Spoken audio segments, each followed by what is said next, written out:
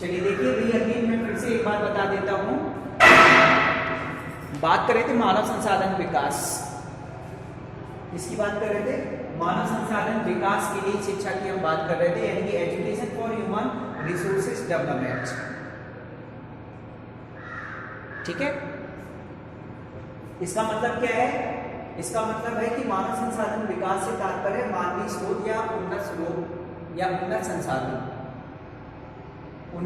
संसाधनों का विकास करना, यानी कि शिक्षा के लिए ऐसे संसाधन हमें जुटाने हैं, ऐसे संसाधन हमें क्या करने हैं? स्कूलों में व्यवस्थित करने हैं, ताकि बच्चों को शिक्षा व्यवस्थित रूप से प्राप्त हो सके। समझ गए ना? समझ गए? जैसे आप स्कूल में आते हैं, अगर आप कॉलेज में अगर आप आते हैं और आपको संसाधन ना मिले तो क्या आप शिक्षा प्राप्त कर सकते हैं? नहीं प्राप्त कर सकते। तो शिक्षा के लिए हमें बेहतर संसाधन को क्या करना है? उपलब्ध कराना है। समझ गए? या मानवीय मूलभूत जो स्रोत है, मानवीय मूलभूत जो आवश्यकताएं हैं, उनको हमें क्या करना है? पूरा करना है। अब वो हम पूरा कैसे कर सकते हैं? वो हम शिक्षा के माध्यम से ही क्या कर सकते हैं? पूरा कर सकते हैं, है ना? जैसे स्कूल होना चाहिए, बेहतर स्कूल होना चाहिए। स्कूल है तो स्कूल में प्रशिक्षित शिक्षक होने चाहिए, बैठने के लिए व्यवस्था होना चाहिए, आने जाने के लिए व्यवस्था होनी चाहिए, लाइब्रेरी होना चाहिए, सारी चीजें होनी चाहिए, संसाधन। आपने स्कूल में एडमिशन ले लिया, लेकिन आपके पास बैग नहीं है, आपके पास किताबें नहीं है, आपके पास पेन नहीं है, तो क्या आप पढ़ सकते हैं? आपका एडमिशन है स्कूल में, लेकिन किताबें उपलब्ध नहीं है, लिखने की कॉपी नहीं है, लिखने के लिए पेन नहीं है, तो ये क्या है? ये संसाधन है, उन्नत संसाधन जो आपके मानवीय मूलभूत स्रोतों को जो क्या कर सके? पूरा कर सके। वो सारी चीजें हमें क्या उपलब्ध करानी है। समझ गए ना? ठीक है, आगे देखिए। अब देखिए, लेकिन आजकल है क्या?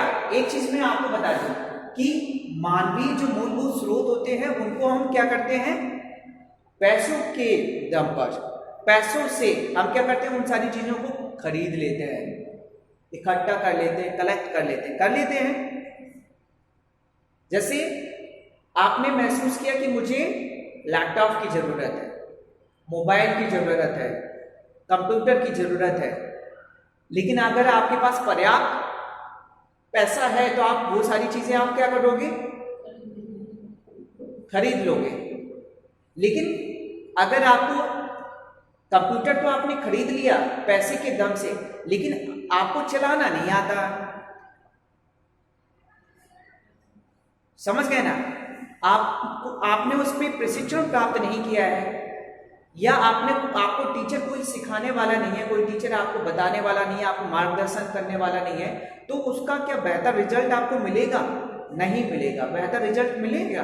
नहीं मिलेगा। तो यहां पे मैं वही चीज बता रहा हूं, क्योंकि शिक्षा के द्वारा हम अपने वित्तीय संसाधनों, आगे देखो यहां से देखते हैं कि लेकिन आज शिक्षा को पूंजी के रूप में देखा जाता है। ये चीज तो बिल्कुल सही है, पैसे के दम से आप कहीं पे भी एडमिशन ले लेते हैं, कहीं पे भी कुछ भी कर लेते हैं, लेकिन क्या आपको उसका बेहतर रिजल्ट मिलता है?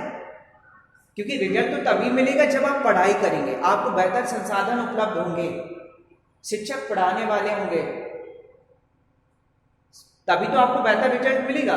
लेकिन अगर आप चाहें कि पूंजी के दम पे, पैसे के दम पे आप डिग्री ले सकते हैं, कुछ भी कर सकते हैं, तो ये गलत है ना? तो लेकिन आज शिक्षा को पूंजी के रूप में देखा जाता है, क्योंकि शिक्षा के द्वारा हम अपने वित्तीय संसाधनों तथा जीविका के साधन तो स्थापित कर सकते हैं। जीविका के साधन, जीविका के साधन मतलब कोई भी आप व्यापार कर सकते हैं, कोई भी काम कर सकते हैं, वो तो आप कर सकते हैं, है ना? यहाँ पे क्या दिया हुआ मैंने? शिक्षा के द्वारा हम अपने वित्तीय संसाधनों, वित्तीय संसाधन मतलब जिससे आप कुछ काम कर सकते हैं, पैसा कमा सकते हैं, कुछ ऐसी चीजें, वित्तीय संसाधन। समझ गए ना? जिससे पैसा आपको प्राप्त हो सके। समझ गए ना?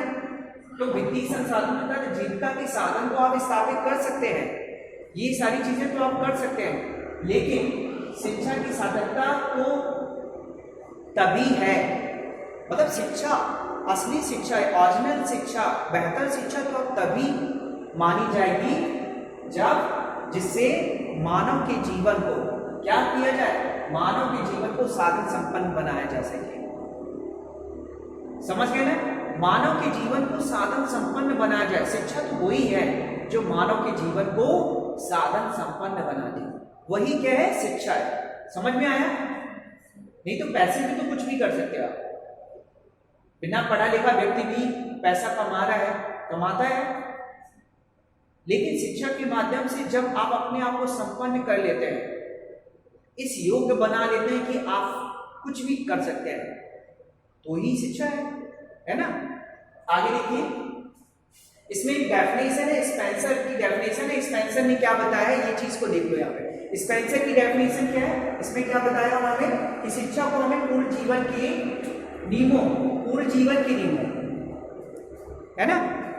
स्पेंसर ने क्या डेफिनेशन दी है कि शिक्षा को हमें पूर्ण जीवन के नियमों और ढंगों से क्या करना है, परिचित कराना है। समझ गए, क्या करना है, शिक्षा को हमें पूर्ण जीवन के नियमों और ढंगों से परिचित कराना है। समझ गए ना, ये लाइन समझ में आई। शिक्षा को हमें पूर्ण जीवन, मतलब पूर्ण जीवन, आपके जीवन में कौन कौन से उतार चढ़ाव आते हैं, है ना, क्या क्या कठिनाइयां आती हैं, समझ गए ना। जब आप शिक्षा प्राप्त करते हैं तो उससे आपको क्या प्राप्ति होती है ना। कभी आप सफल होते हैं, कभी असफल होते हैं, कभी फेल हो जाते हैं, कभी पास हो जाते हैं। तो हमें क्या करना है कि शिक्षा को हमें पूर्ण जीवन के नियमों और ढंगों से परिचित कराना है। किसको, शिक्षा को। शिक्षा को हमें, मतलब हमारे जीवन में क्या उपयोगी है, क्या अनुपयोगी नहीं है। समझ गए ना, समझ गए। जैसे आपने देखा होगा, गुटखा में लिखा रहता है, क्या लिखा रहता है पीछे, कि गुटखा खाना स्वास्थ्य के लिए हानिकारक है, लिखा रहता है। या सिगरेट में लिखा रहता है धूम्रपान करना स्वास्थ्य के लिए हानिकारक है ना, लिखा रहता है ना। या कहीं कहीं दीवारों में लिखा रहता है, कुछ ऐसे वर्ड्स लिखे रहते हैं कि यहाँ पे ये चीज करना मना है, यहाँ पे बैठना मना है, यहाँ पे गाड़ी खड़ी करना मना है, लिखा रहता है। तो शिक्षा से हम क्या कर रहे हैं, शिक्षा से हम वो सारी चीजें सीख रहे हैं जो हमारे जीवन से संबंधित है। शिक्षा ही तो बता रही है। अगर आपको पढ़ना नहीं आता है तो आप क्या समझ जाएंगे, क्या लिखा है क्या नहीं लिखा। तो शिक्षा को हमें पूर्ण जीवन के नियमों और ढंगों से क्या करना है, परिचित कराना है। समझ गए। और शिक्षा सबसे महत्वपूर्ण, एक चीज और यहाँ पे लिखा है, शिक्षा का सबसे महत्वपूर्ण कार्य, शिक्षा का सबसे महत्वपूर्ण कार्य क्या है, शिक्षा का सबसे महत्वपूर्ण कार्य है हमें जीवन के लिए तैयार करना। किसके लिए तैयार करना, जीवन के लिए तैयार करना।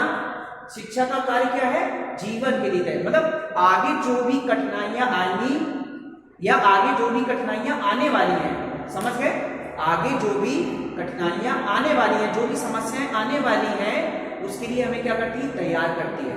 कौन, शिक्षा करती है। आगे जो भी कठिनाइयां, जैसे आप यहाँ से पढ़ रहे हो, पढ़ने के बाद आप पेपर दोगे, एग्जाम दोगे, तो वो जो कठिनाइयां आपके सामने आएंगी उसके लिए आप तैयार हो ना, पेपर देने के लिए, परीक्षा में पास होने के लिए, कोई भी कंपटीशन का एग्जाम देने के लिए, उसके लिए आप तैयार है ना। तो शिक्षा का सबसे महत्वपूर्ण कार्य क्या है, जीवन के लिए तैयार करना। आपको शिक्षा क्या करती है, आपको पूर्ण मानव बनाती है। क्या बनाती है, पूर्ण मानव, एक सफल मानव बनाती है आपको, असफल मानव नहीं बनाती, सफल मानव। और पूर्ण जीवन से संबंधित जो चीजें होती है वो हम क्या करते हैं, शिक्षा के माध्यम से सीखते हैं। समझ गए ना, ठीक। अब यहाँ पे देखो परिभाषा है यहाँ पे निखिल तथा दर्शी के अनुसार, ये इसमें डेफिनेशन में क्या बताया गया है कि मानवीय साधन वे साधन होते हैं जो निम्नलिखित तत्व, जो इसमें निम्नलिखित तत्व हैं उनको सम्मिलित किया गया है यहाँ पे, ठीक है। समझ गए ना, मानवीय साधन वे साधन होते हैं या मानवीय साधन वे साधन होता है जिसमें निम्नलिखित तत्व सम्मिलित होते हैं। कौन कौन से तत्व सम्मिलित होते हैं, जैसे नंबर 1 योग्यता और कुशलता, योग्यता और कुशलता। शिक्षा के माध्यम से हम कितनी ढेर सारी चीजें सीखते हैं और सारी चीजें हमारे जीवन से संबंधित होती है। आप जो भी क्लास में सीखते हैं, कुछ भी सीख रहे हो, वो सारी चीजें आपके जीवन से संबंधित होती है ना। और उस जो भी चीजें आप सीख रहे हैं वो आपकी योग्यता और कुशलता पर आधारित है कि नहीं है। जो भी चीजें आप सीख रहे हैं वो सारी चीजें योग्यता और कुशलता पर आधारित होती हैं। और योग्यता और जो कुशलता होती है वो जन्मजात होती है। कैसी होती है? जन्मजात होती है और अर्जित होती है। बुद्धि जो होती है, समझ गए ना, बुद्धि जो होती है वो कैसी होती है? जन्मजात होती है। बुद्धि जब आप पैदा होते हैं तभी आप बुद्धि लेकर आते हैं ना, लेकिन धीरे धीरे करके हम अपना जब वातावरण में आ जाते हैं तो हम धीरे धीरे करके बुद्धि को और ज्यादा विकसित करते हैं, अपनी बुद्धि को, समझ गए ना, और ज्यादा ग्रोथ करते हैं हम अपनी बुद्धि को।